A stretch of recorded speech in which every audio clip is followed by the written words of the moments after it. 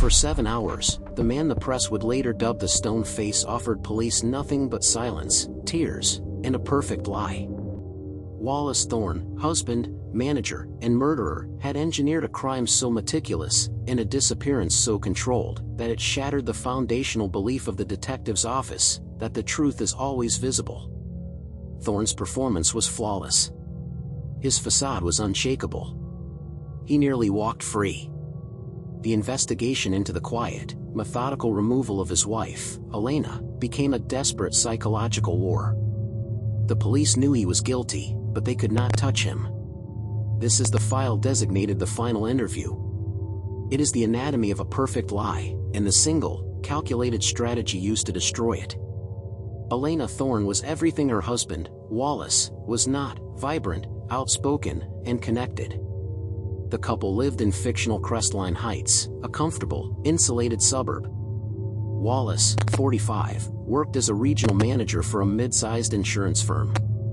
His neighbors described him with the damning neutrality often afforded to quiet people: responsible. A creature of habit. A dedicated family man.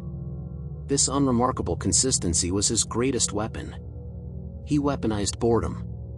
Elena was reported missing on the morning of July 19th. Wallace was the one who called the police. His story was concise, rational, and devastatingly simple. Elena had left their home after a minor, late-night disagreement on the 18th and hadn't returned. He explained the nature of their argument, a disagreement over remodeling the kitchen, with just the right amount of sorrow and self-reproach. When police arrived, Wallace's demeanor was the first sign of his performance. He wasn't hysterical. He was organized. He handed the responding officer a typed list of Elena's contacts, a recent photograph, and even produced her dental records without prompting. He showed them exactly where her purse and keys remained, proof, he calmly suggested, that she didn't intend to stay away long. He even offered a fully itemized ledger of the kitchen renovation costs that had caused the argument. He was acting not as a distraught husband, but as the perfect case manager. The initial investigation confirmed the absence of obvious force. The house showed no sign of a struggle. The windows were locked. The only oddity was a clean, antiseptic smell that Wallace readily explained away as a deep cleaning he did the morning after the fight, needing to clear his head. The case remained a missing person file for 4 days. Then, the first piece of physical evidence surfaced, and it was devastatingly damning for Wallace, yet paradoxically, it reinforced his perfect control. Elena Thorne's body was found in a shallow, hastily covered grave deep in a wooded area 30 miles from their home. She had been killed by a massive, swift blow to the head, a crime of sudden, blunt force. The body was discovered not by police, but by a local hiker. And when forensic specialists began processing the scene, they found something the killer had failed to completely clean: a tiny smear of industrial enamel paint on the shovel used to bury the body. The enamel was traced back to a specific batch of paint used only by the insurance firm Wallace Thorne worked for, repainting fleet vehicles in their regional parking structure. The evidence was irrefutable. Wallace Thorne was the only viable suspect. Detective Parnell, now leading the homicide unit, had his suspect. But a forensic hit is useless without the motive and the opportunity. And this is where Wallace Thorne's facade became legendary. Wallace Thorne's alibi was a masterpiece of control. He had engineered a timeline that accounted for every minute of the period between Elena's presumed time of death, estimated to be between 10:30 p.m. and 1 a.m. on July 18th, and his reporting her missing. His story was verified by a combination of digital and human testimony. The digital checkpoint, 10 p.m. Wallace was captured on a distant, fictional automated teller machine, ATM, camera withdrawing a small amount of cash, confirming his location near a convenience store 3 miles from home. The human witness, 10:45 p.m. he placed a legitimate, 10-minute phone call to his supervisor to discuss an urgent project deadline. His supervisor confirmed the call and the time. The digital checkpoint, 11:30 p.m. he logged into his work laptop and sent an email with a complex, detailed spreadsheet that took over an hour to compile, according to the metadata. The metadata placed the laptop inside the Thorne home. The sleeper, 1:30 a.m. He claimed to have gone to bed shortly after midnight, deeply upset by the argument, and woke up at 1:30 a.m. He then watched a movie on a major streaming service. The streaming service logs confirmed the account activity at that time. The alibi placed Thorne away from the crime scene, in conversation with a neutral witness, or demonstrably engaged in work that required intellectual focus, not the behavior of a man who had just violently murdered his wife. The investigators were faced with the Thorne paradox: the physical evidence, the enamel trace, shouted homicide by the husband. The psychological evidence, the controlled alibi, shouted impossible. The lie was so perfect that it created an internal conflict that paralyzed the investigation. If Thorne was the killer, how did he commit a violent, messy crime, transport the body, bury it 30 miles away, clean up the scene, and create a verifiable, digitally logged alibi, all within a 2.5-hour window? Detective Parnell, shifting from his initial robbery theory, now had to face the possibility that Thorne was either the smartest, most meticulous killer they had ever encountered, or that the enamel trace was a massive, coincidental error. The entire investigation ground to a halt.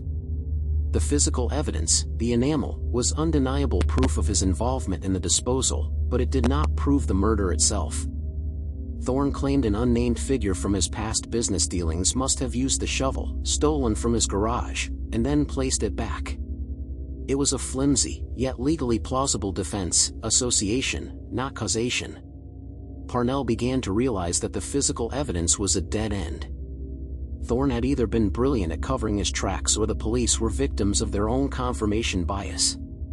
But there was one man who refused to believe in the perfect lie: Dr. Daniel Reese, the behavioral analyst brought in to consult on the case.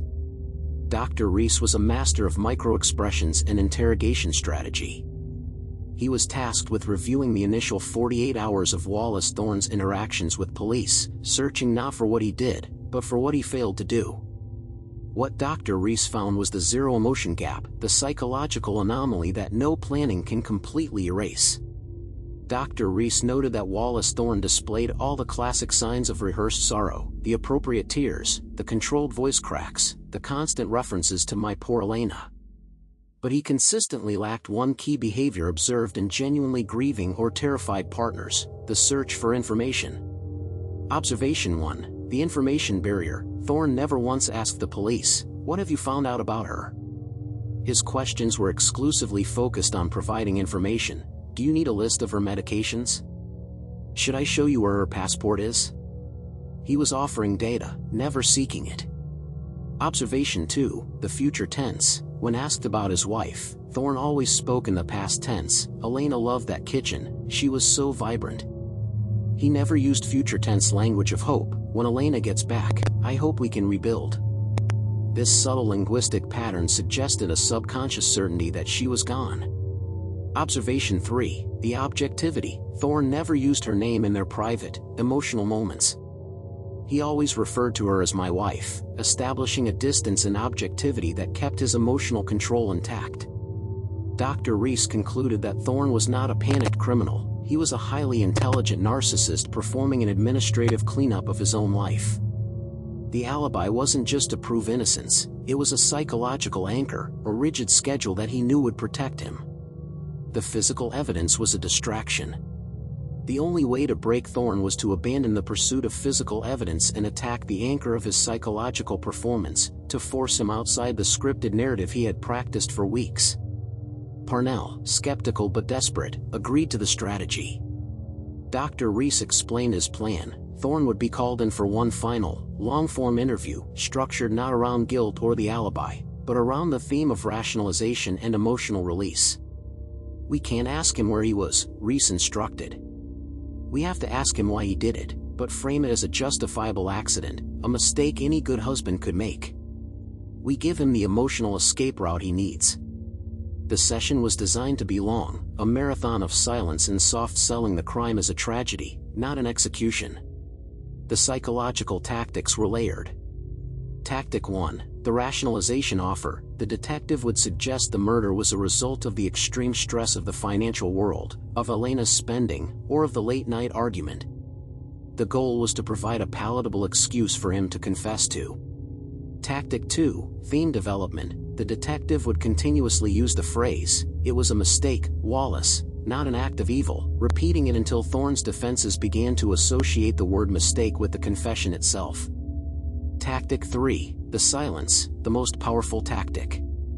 After delivering the emotional bait, the detective would enter a prolonged period of silence, forcing Thorne to fill the void, thereby pulling him off his rehearsed script.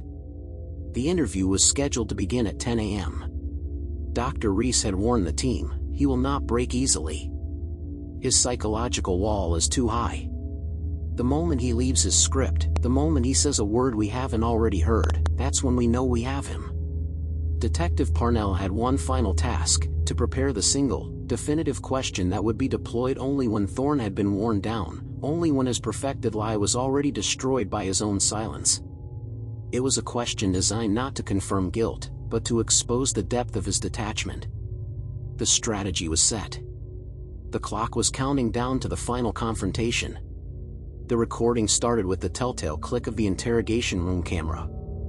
The room was sparse, white, and unforgiving. Wallace Thorne, wearing a pressed blue shirt and a look of practiced forbearance, was escorted to the chair. He sat down, a picture of dignity and restraint, the victim of a terrible circumstance. Detective Parnell sat across from him, a file open on the table. Dr. Reese watched from behind the one-way glass, heart pounding.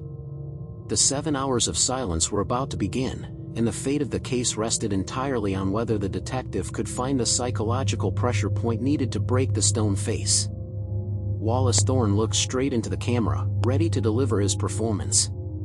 He was prepared for every question about the alibi, the enamel, the money. He was prepared for the accusations of greed and the failure of his marriage. But he was not prepared for the psychological tactic that would be used to attack his narrative control. And he certainly was not prepared for the one thing his perfection had failed to account for, the simple question that would expose the true anatomy of his perfect lie. The session had begun with the clock running, but without a single question of guilt. Detective Parnell, operating under the precise direction of behavioral analyst Dr. Daniel Reese, focused entirely on theme development. Parnell spoke calmly, his voice low, framing the murder of Elena Thorne not as an act of malice, but as an uncontrollable failure under extreme stress. For the first hour, Parnell did not accuse Wallace Thorne. He empathized with him. He spoke about the fictional financial pressures of Thorne's job, the burden of a failing marriage, and the exhaustion of having to maintain the facade of the perfect family man. Thorne was visibly prepared for accusations, but not for sympathy. His body language, initially rigid, betrayed a slight discomfort. He shifted in his chair, adjusting his tie, a subtle sign that the script he had rehearsed, the defensive, aggrieved performance, was suddenly useless. He had prepared for a fight, and he was being offered a therapeutic release. When Thorne finally spoke, it was not to defend his alibi. It was to engage the offered theme. "She didn't understand the pressure," he whispered, tears welling exactly as rehearsed. "She just kept asking about the kitchen remodel." This was the opening Dr. Reese had been waiting for. Thorne was engaging the why instead of defending the where.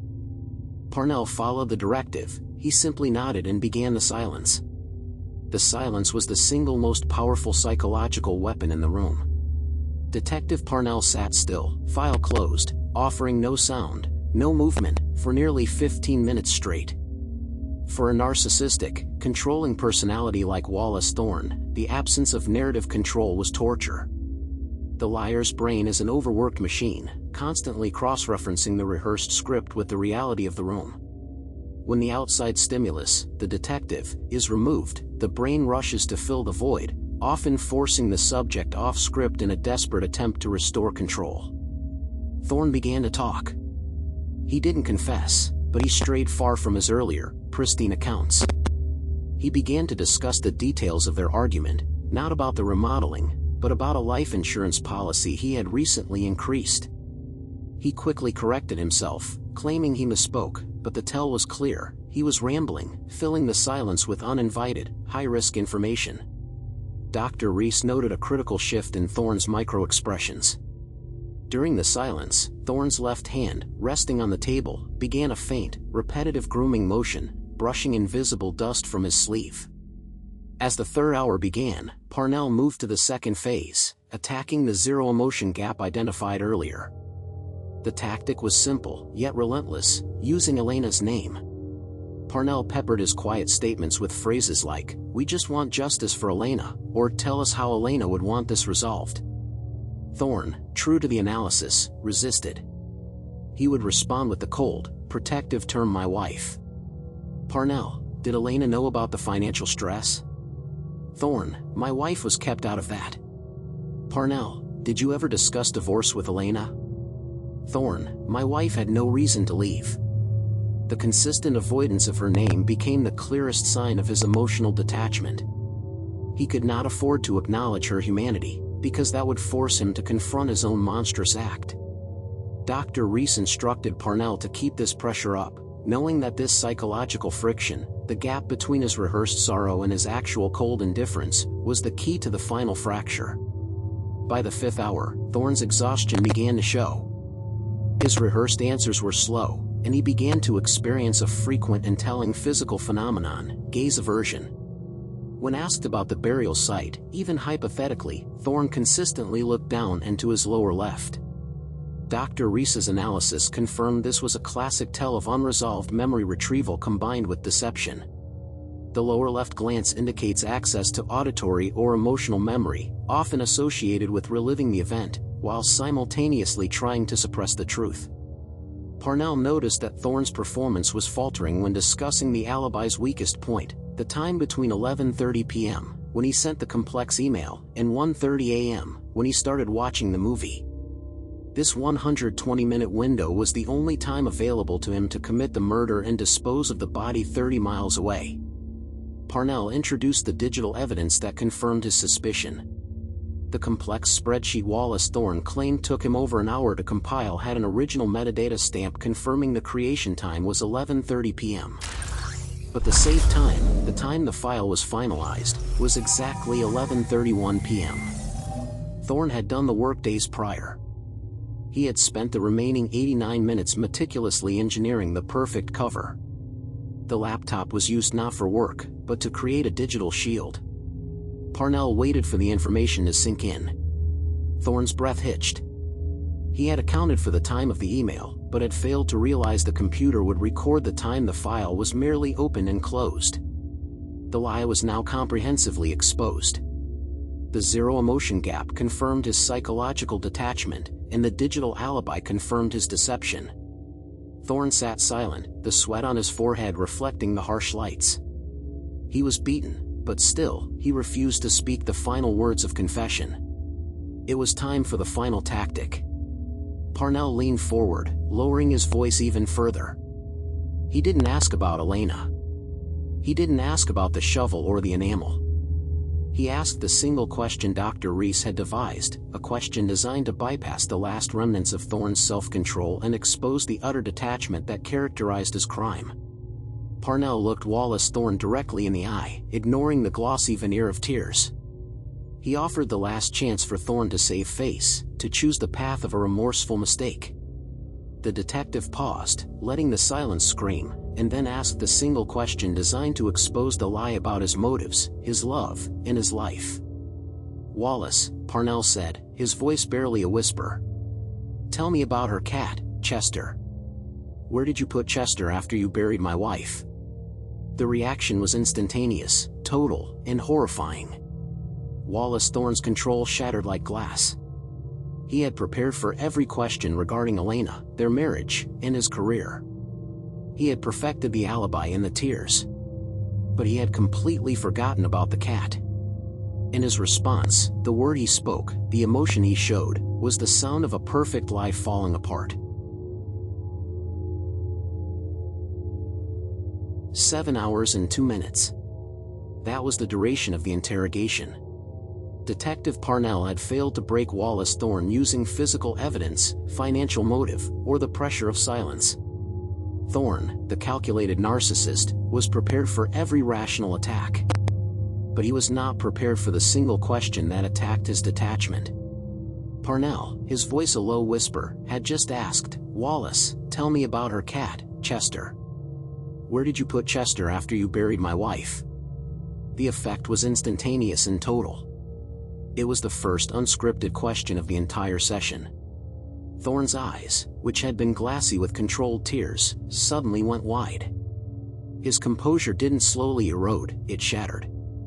The muscles in his jaw tightened, and the faint, repetitive hand-grooming motion, which Dr. Reese had noted as a sign of stress, stopped abruptly, leaving his hand trembling slightly on the table. He had successfully accounted for his wife, Elena, a major asset and major liability in his life. But he had forgotten the insignificant, affectionate detail, the cat. His entire performance was built on proving his love for his wife was real. In that instant, Parnell's question about the cat's disposal revealed that Thorne regarded everything associated with Elena as an inconvenience, a problem to be managed and removed. Thorne swallowed hard, his voice rising in a high-pitched, thin whine that was entirely foreign to his previous controlled baritone. The cat was fine. I released it. I let it out of the back door. It was fine. Dr. Reese, watching behind the one-way glass, noted the profound shift. Thorne was no longer speaking in rehearsed statements. He was speaking defensively about a pet, his tone agitated and panicked, while remaining perfectly calm about the murder itself. This was the raw, unmasked voice of the narcissistic killer finally driven out of his psychological armor. The single mention of the cat had revealed the truth about his cold, administrative soul. Parnell did not press the cat issue. He knew the break was achieved. He immediately returned to the theme developed earlier, rationalization. "It was a mistake, Wallace," Parnell repeated, leaning slightly toward the table. "I understand. The pressure. The fighting over the money. It was a mistake, a terrible accident and a moment of panic." Thorne gripped the table's edge. Yes, the pressure," he choked out, seizing the life raft Parnell offered. "It was the pressure. The kitchen remodel, it wasn't just money. She was going to expose me." The confession began, but it was still a desperate attempt to maintain narrative control, justifying the act as a momentary lapse. He detailed the blunt force trauma, confirming he had used a common tool from his garage. He admitted to using the brief window of time between the email and the movie login to commit the act. Thorne confessed to the crime, but he confessed to a lesser version of it, a crime of passion fueled by panic. His new narrative was, "I murdered her impulsively, panicked, and then quickly disposed of the body before returning home and making up the alibi." But the forensic evidence gathered earlier had already revealed the lie beneath the lie. Parnell introduced the facts Thorne still refused to acknowledge, the meticulous planning that preceded the murder. The ATM stop, Thorne claimed he went to the ATM after the fight to cool off. But the police confirmed he had withdrawn his maximum daily limit. Parnell suggested that cash was needed for an unscheduled, essential expense. The deep clean, Thorne claimed the antiseptic smell in the house was a deep clean. But forensic specialists confirmed a specific type of chlorine dioxide was used, an industrial-strength decontamination agent designed to remove biological residue from surfaces. It wasn't a nervous clean, it was a deliberate decontamination protocol. The timing, the 30-mile round trip to the burial site in the fictional redwood forest, coupled with the violent, messy nature of the crime and the time needed for the decontamination, could not physically have been completed in the 120-minute digital window Thorne claimed. Parnell challenged him one last time, ignoring the tearful facade. "It wasn't a mistake, Wallace. It was an administrative necessity for you. You needed her gone to cash out the life insurance, but more importantly, to stop her from exposing your fraudulent financial activities at work. You didn't panic and kill her, you calculated the murder, the disposal, and the 2-hour alibi window days in advance. This was the final strike, the motive was pure, cold narcissism and financial preservation, not a momentary mistake." Thorne stopped speaking entirely.